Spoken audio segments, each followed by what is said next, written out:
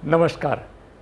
आप सबको दिवाली की बहुत बहुत शुभकामनाएं और मैं भगवान से प्रार्थना करता हूं कि आप सब लोग स्वस्थ और सुरक्षित रहें।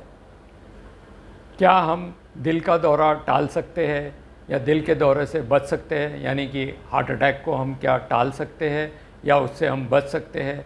तो आज इस वीडियो में हम इसके बारे में चर्चा करेंगे। दिल के दौरे के बहुत सारे कारण हम ऑलरेडी जानते हैं और इसके बारे में हमें बहुत सारे लोगों ने जानकारी भी दी है।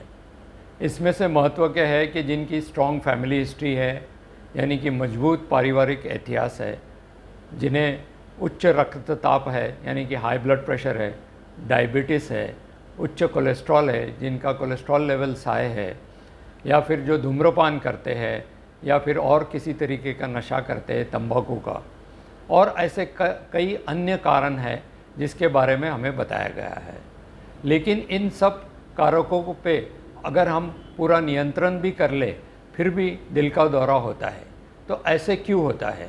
तो आज इस वीडियो में हम इसके बारे में चर्चा करेंगे। दिल के दौरे को रोकने के दो तरीके होते हैं, यानी कि हार्ट अटैक का प्रिवेंशन दो टाइप के होते हैं। एक होता है प्राइमरी प्रिवेंशन, यानी कि प्राथमिक रोकथाम, जिसमें उस व्यक्ति को किसी भी तरीके की हृदय की बीमारी नहीं होती। दूसरा है सेकेंडरी प्रिवेंशन, यानी कि द्वितीय रोकथाम, जिसमें उस व्यक्ति को हृदय की बीमारी ज़रूर होती है लेकिन उसे कभी पहले दिल का दौरा नहीं पड़ा होता है। दोनों ही स्थिति में जो दिल के दौरे रोकने का तरीका है वो एक जैसा ही है। मैंने मेरे पिछले वीडियो में दो महत्व के कारण बताए थे जिसके कारण हमें हार्ट अटैक या दिल का दौरा पड़ सकता है। वो दो कारण, पहला है इन्फ्लेमेशन यानी कि सूजन, और दूसरा है इंसुलिन रेजिस्टेंस। आज इस वीडियो में हम इन्फ्लेमेशन के बारे में चर्चा करेंगे और आने वाले वीडियो में हम इंसुलिन रेजिस्टेंस के बारे में चर्चा करेंगे। जितने भी हृदय रोग के लिए जोखिम के कारण है यानी कि रिस्क फैक्टर्स है, वो सारे इन्फ्लेमेटरी प्रोसेस को हमारे शरीर में ट्रिगर करते हैं, और जब ये इन्फ्लेमेटरी प्रोसेस ट्रिगर होता है उस समय हमारे कार्डियोवास्कुलर सिस्टम को ठेस पहुंचता है, इंजरी होती है, और इस इंजरी के कारण तो उसके कारण हमें हार्ट अटैक आता है। जो हमारे सामने सबसे बड़ा चैलेंज होता है वो ये है कि जो चीज़ हम गिन नहीं सकते यानी मेजरमेंट नहीं कर सकते उसे हम ट्रीट कैसा करेंगे। जैसे कि हाई ब्लड प्रेशर है, ब्लड शुगर है, डायबिटीज़ का, अगर इसको हम मेजर नहीं करेंगे तो हम इसकी ट्रीटमेंट कैसे कर सकते हैं? उसी तरीके से इन्फ्लेमेशन अगर हम मेजर कर सकते हैं तो हम उसकी ट्रीटमेंट भी कर सकते हैं। तो इन्फ्लेमेशन का जो मेजरमेंट है वो हम HSCRP के द्वारा कर सकते हैं, और HSCRP को ट्रीटमेंट करने का तरीका भी हमारे पास है। पहले हमें ये बताया गया था कि जिनका कोलेस्ट्रॉल हाई होता है उन्हें हार्ट अटैक आता है, लेकिन अब HSCRP है जो कि इन्फ्लेमेशन सजेस्ट करता है, अगर उसके लेवल हाई है तो वो एक स्ट्रॉन्ग और पावरफुल डिटर्मिनेंट है, वो कोलेस्ट्रॉल से भी ज़्यादा पावरफुल है ये बताने में कि आपको आगे जाके हार्ट अटैक या दिल का दौरा पड़ सकता है। 5 बहुत महत्व की चीज़ें हैं जो हर व्यक्ति ने और उनके डॉक्टरों ने ज़रूर से जानना चाहिए।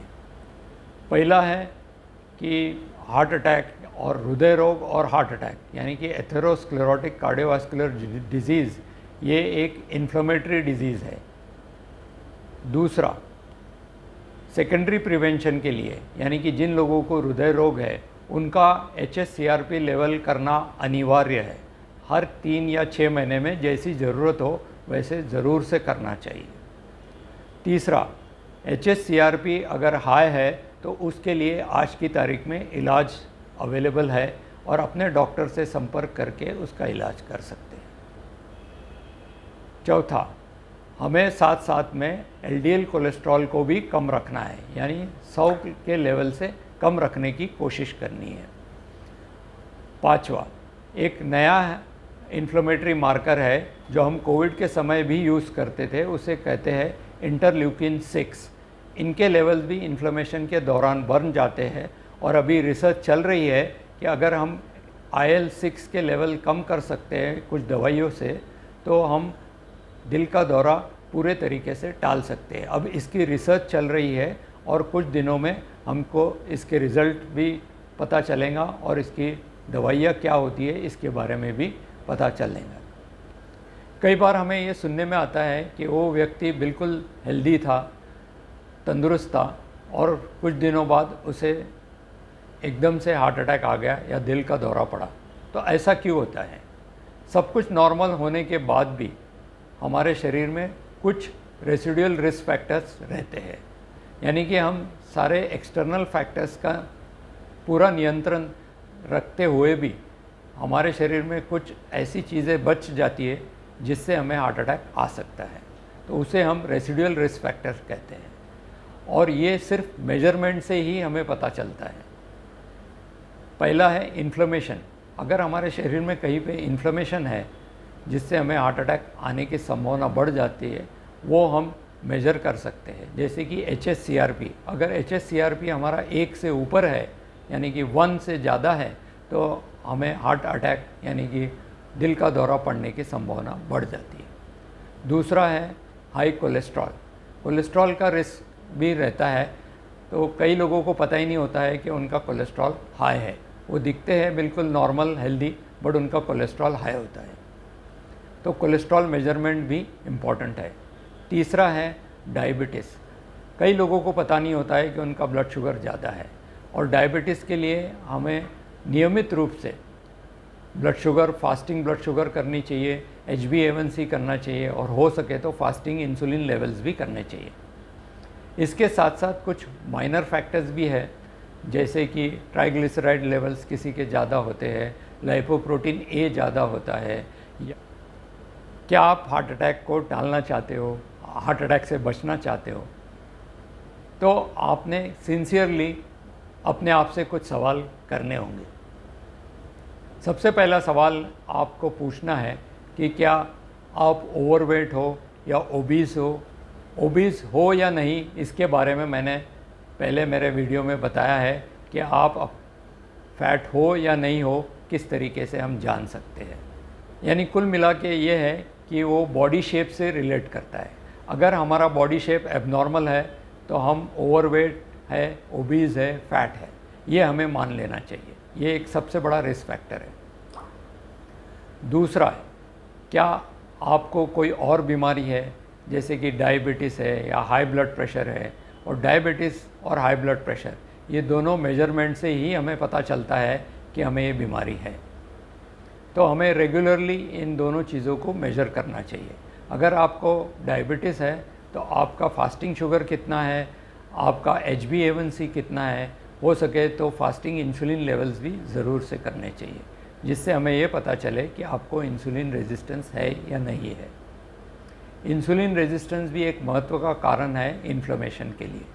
अगर आपकी वह 40 और 60 के बीच में है और उसके साथ साथ आपको अगर हाई ब्लड प्रेशर है, डायबिटीज़ है या आपका जॉब बड़ा स्ट्रेसफुल है और किसी भी कोई इन्फ्लेमेटरी वायरल इन्फेक्शन हुआ है या कुछ हुआ, ऐसा कोई बीमारी है आपको साथ में, तो आपको ज़रूर से दूसरे टेस्ट के साथ साथ HSCRP और कोलेस्ट्रॉल का टेस्ट ज़रूर से करना चाहिए। और अगर आपका HSCRP भी ज़्यादा है और LDL कोलेस्ट्रॉल भी ज़्यादा है तो उसके लिए आपको डॉक्टर को मिलना है और स्टैटिन्स शुरू करनी है। स्टैटिन्स का कितना डोज लेना है और क्या टाइम पे लेना है ये आप आपके डॉक्टर से कंसल्ट कर सकते हैं। कई बार स्टैटिन्स लेने के बाद भी हमारा कोलेस्ट्रॉल कम हो जाता है लेकिन HSCRP कम नहीं होता, तो ऐसे सिचुएशन में हम कुछ इन्फ्लेमेटरी मेडिसिन्स भी दे सकते हैं, जैसे कि कोल्चिसिन लो डोज में हम 2 या 3 महीने के लिए दे सकते हैं। इसके लिए आप अपने डॉक्टर से संपर्क करें। कई बार स्टैटिन्स लेने के बाद HSCRP कम हो जाता है लेकिन कोलेस्ट्रॉल कम नहीं होता, तो ऐसी स्थिति में हमें रेसिडुअल कोलेस्ट्रॉल रिस्क रहता है और ऐसी स्थिति में हमें या तो स्टैटिन्स का डोज बढ़ाना पड़ता है या फिर स्टैटिन्स के साथ साथ और कोई दवाइयाँ ऐड करनी पड़ती है जिससे हम कोलेस्ट्रॉल का लेवल कम कर सकें। आप इसके बारे में अपने डॉक्टर से ज़रूर से संपर्क करके इलाज कराएं। ये सबको अगर मुझे समराइज़ करना हो या सारांश में बताना हो तो मैं ये ज़रूर कहूँगा कि जिनकी वय 40 से 60 के बीच है और उन्हें अगर किसी भी तरीके की हृदय रोग की बीमारी है या मोटापा है या डायबिटिक है या हाई ब्लड प्रेशर है, तो उन्हें HSCRP और कोलेस्ट्रॉल लेवल ज़रूर से कराना चाहिए दूसरे टेस्ट के साथ साथ। इसके साथ साथ अगर उन्हें कोई दवाइयों की ज़रूरत हो स्टैटिन्स जैसी, तो वो ज़रूर से चालू कर देनी चाहिए। और अगर कोई एंटी इन्फ्लेमेटरी यानी कि कोल्चिसिन लेने की ज़रूरत हो तो वो भी अपने डॉक्टर से संपर्क करके ले सकते हैं। कुल मिला के ये है कि आपका LDL कोलेस्ट्रॉल 100 के नीचे होना चाहिए और HSCRP 1 से कम होना चाहिए।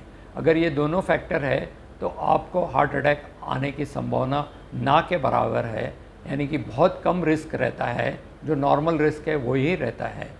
इस तरीके से हम अपना दिल का दौरा पड़ने से बच सकते हैं, हार्ट अटैक को टाल सकते हैं। फिर से मैं आप सबको दिवाली की बहुत बहुत शुभकामनाएं देता हूं और प्रार्थना करता हूं कि आप स्वस्थ रहे, सुरक्षित रहे और सारी सावधानियां बरतें और सतर्क रहे कि आपका दिल का दौरा टल जाए। धन्यवाद। जय हिंद।